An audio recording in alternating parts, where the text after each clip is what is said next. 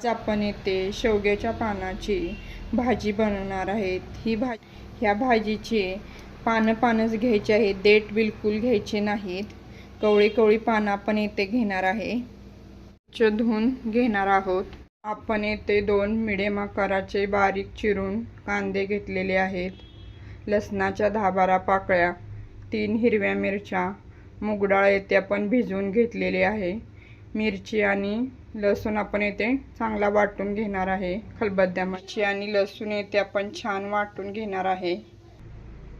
कढईमध्ये आपण येथे तेल गरम करून घेतलेले आहे, त्यामध्ये आपण बारीक चिरलेला कांदा घालणार आहे। तेल येथे गरम झालेले आहे, आपण बारीक चिरलेला कांदा याच्यामध्ये टाकणार आहे।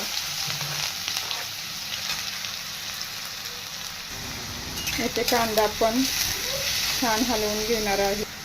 ह्या भाजीला थोडा कांदा जास्त टाकला तर चवीला भाजी अजून छान लागते।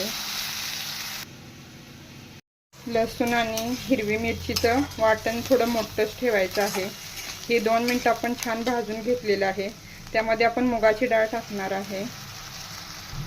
मुगाची डाळ आपण इथे 1 मिनिट छान परतून घेणार आहे। ह्यामध्ये आपण थोडी हळद टाकणार आहे। हळद छान मिक्स करून झाल्यानंतर ही आपण भाजी टाकणार आहे। तुम्हाला चिरायची असली चिरू शकता, अशीही टाकू शकता।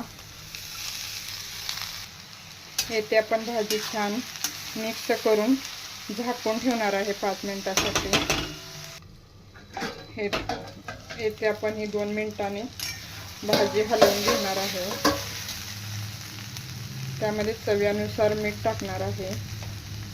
मीठ टाकून झाल्यानंतर एकदा हलवून झाकून ठेवणार आहे 2 मिनिटांसाठी।